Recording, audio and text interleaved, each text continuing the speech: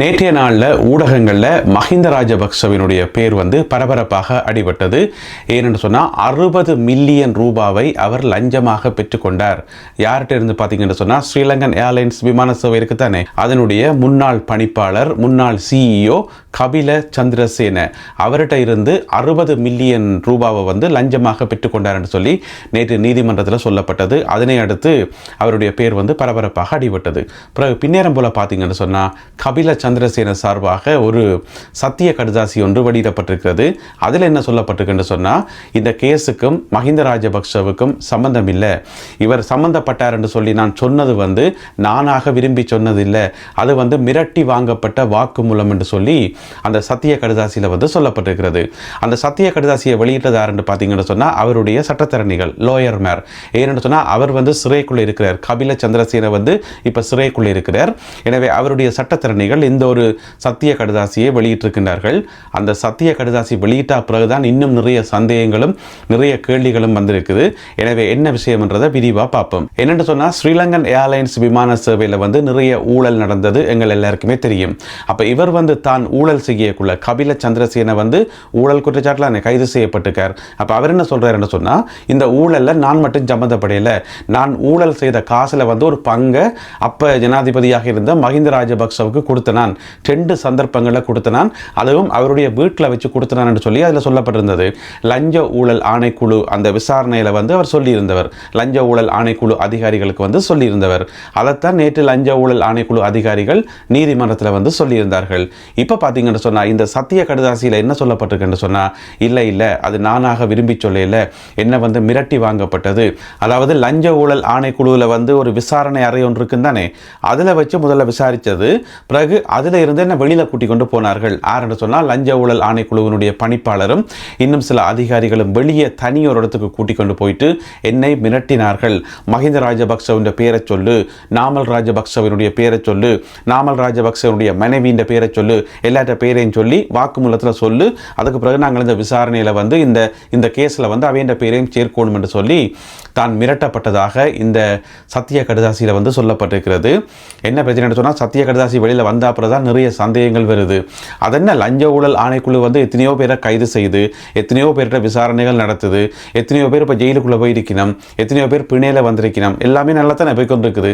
அதென்ன மஹிந்த ராஜபக்சவுக்கு எதிராக ஒரு விசாரணையோ அவருடைய பேர் வரும்போது மட்டும் சத்திய கடிதாசி வெளியிடுறதும், என்ன மிரட்டினார்கள், லஞ்ச ஊழல் ஆணைக்குழுவினுடைய பணிப்பாளரே என்னை மிரட்டினார் என்று சொல்லி அவர் சொன்னது எந்த அளவுக்கு நம்பலாம் என்று தெரியல.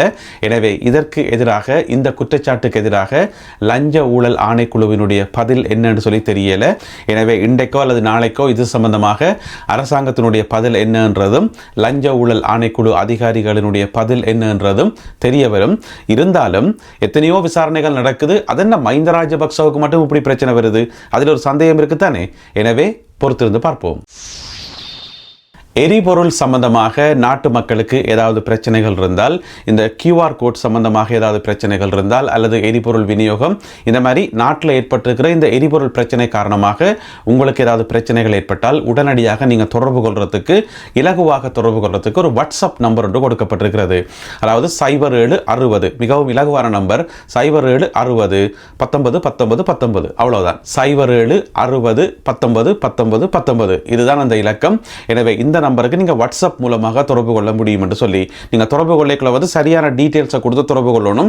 உங்களுடைய வாகனத்தினுடைய நம்பர் பிளேட், மற்றது உங்களுடைய முகவரி, உங்களுடைய முழு பேரெல்லாம் போட்டு சரியான தகவலை கொடுத்துட்டு உங்களுடைய தகவல் என்னன்றதை நீங்கள் சொல்ல முடியும் என்று சொல்லி சொல்லப்படுகிறது.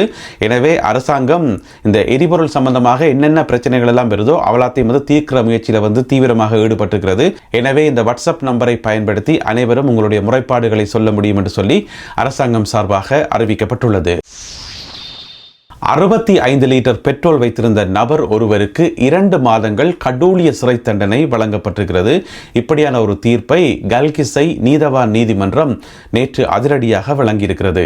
இந்த சம்பவத்தில் என்ன நடந்திருக்குன்னு சொன்னால், வெள்ளவத்த பகுதியில் ஒரு நபர், அதாவது அவருடைய வீடு வெள்ளவத்தையெல்லாம் இருக்குது, அவருடைய சொந்த இடம் பெடோவிட் சொல்லப்படுற இடம். அப்போ வெள்ளவத்தையில் இருக்கிற தன்னுடைய வீட்டில் 65 லிட்டர் பெட்ரோலை வச்சிருந்திருக்கிறார். அந்த தகவல் அப்படியே போலீஸுக்கு போயிட்டுது. அப்போ போலீஸ் ஆளை பிடிச்சி கேட்டிருக்குது, இந்த 65 லிட்டர் பெட்ரோலும் எங்கேருந்து வந்தது, எப்படி எங்கே வாங்கினீங்கன்னு சொல்லி விசாரிக்கக்குள்ள முன்னுக்கு பின் மாற்றி முரணா சொல்லியிருக்கார். அப்போ போலீஸுக்கு சந்தேகம் வந்து உடனடியாக அவர் கைது செய்யப்படுறார். கைது செய்யப்பட்டது எப்படின்னு பார்த்தீங்கன்னு சொன்னால் 18ஆம் தேதி இரவு, நேற்று முன்தினம் இரவு 18ஆம் தேதி இரவு. அப்போ நேற்று 19ஆம் தேதி தானே, நேற்று கல்கிசை நீதவான் நீதிமன்றத்தில் முற்படுத்தப்பட்டு உடனடியாக 24 மணி நேரத்துக்குள்ள வந்து நீதிமன்றத்தால் தீர்ப்பு வழங்கப்பட்டிருக்கிறது. அவருக்கு வந்து 2 மாதங்கள் கடூழிய சிறை தண்டனை என்று சொல்லியும் 2500 ரூபா குற்றப்பணம் என்று சொல்லியும். எனவே 2500 ரூபா குற்றப்பணம் பெரிய பிரச்சனை இல்லை.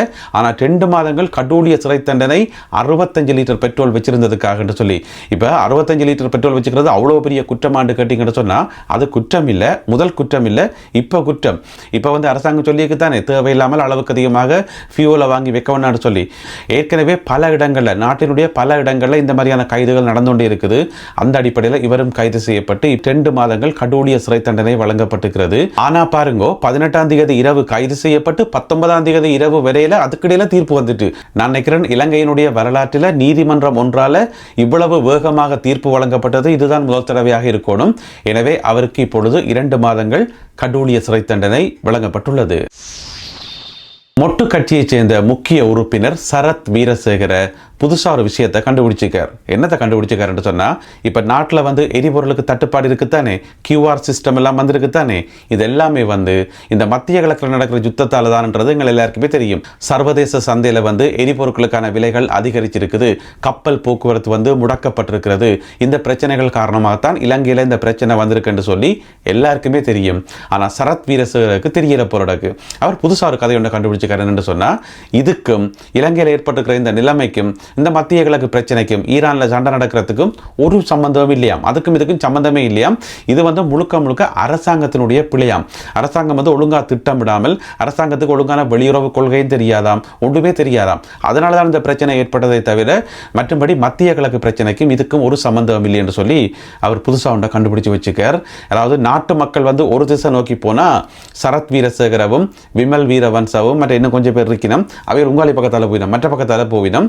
எனவே அது அவர்களுடைய வழக்கம் தானே. அந்த அடிப்படையில் இந்த ஒரு கருத்தை சொல்லியிருக்கிறார்.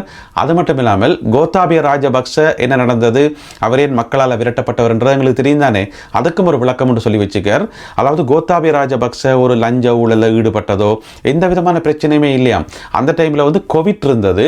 எனவே கோவிட்டுக்கு வந்து ஊசி வேண்ட தானே வேணும், அந்த ஊசி வாங்குறதுக்காக நிறைய காசு செலவழிக்க வேண்டியிருந்தது. அதனால தான் அரசாங்கத்துக்கு ஒரு பிரச்சனை வந்ததை தவிர மற்றபடி வேறு எந்த பிரச்சனையுமே கோத்தாபய ராஜபக்ச காலத்தில் இல்லையாம் என்று சொல்லி சரத் வீரசேகர சொல்லி வச்சுக்கார். எனவே சரத் வீரசேகருக்கும் கோத்தாபய ராஜபக்சவுக்கும் பெருசாக வித்தியாசம் இல்லை தானே. அதாவது கோவிட் ஊசி வாங்கி ஒரு நாடே வந்து வங்குரோத் நிலைமையில வந்து மக்கள் எல்லாரும் வீதிக்கு வந்து நின்று கியூல நின்றவையாம் அந்த காலத்தில் 2022ஆம் ஆண்டு காலப்பகுதியில். ஏன் கோவிட் ஊசி என்ன, ஒவ்வொரு ஊசியும் வந்து 1 கோடி ரூபாவா? அதை யாராவது சரத் வீரசேகர்கிட்ட கேட்கணும். இஸ்ரேலிய பிரதமர் பெஞ்சமின் நெத்தன்யாகு அவர்கள் நேற்று மாலை ஒரு ஊடக சந்திப்பு ஒன்றை நடத்தியிருந்தார்.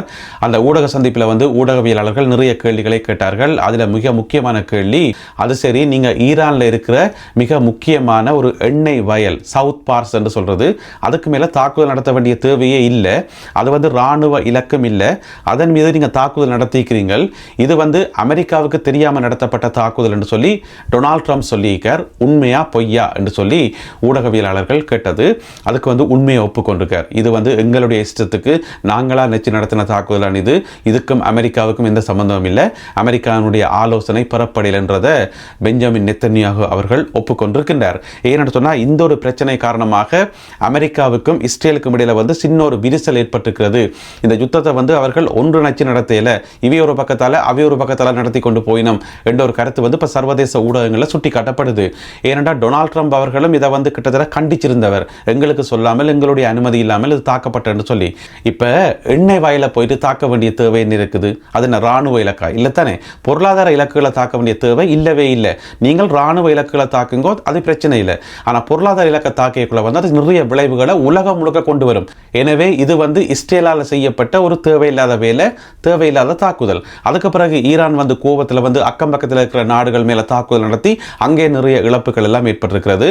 எனவே ஏனைய நாடுகளுக்கு ஏற்பட்ட இழப்புகள் சம்பந்தமாக நாங்கள் மற்ற சேனல்ல, தமிழடியான் வேர்ல்டு சேனல்ல வந்து பார்ப்போம், விரிவா விளக்கமா பார்ப்போம். இந்த காணொலியில் பகிர்ந்து கொள்ளப்பட்ட செய்திகள் தொடர்பான உங்களுடைய கருத்துக்கள் என்ன என்பதை மறக்காமல் கீழே எழுதுங்கள். மீண்டும் இன்னும் ஒரு காணொலியில் உங்களை சந்திக்கின்றேன். அதுவரை நன்றி, வணக்கம்.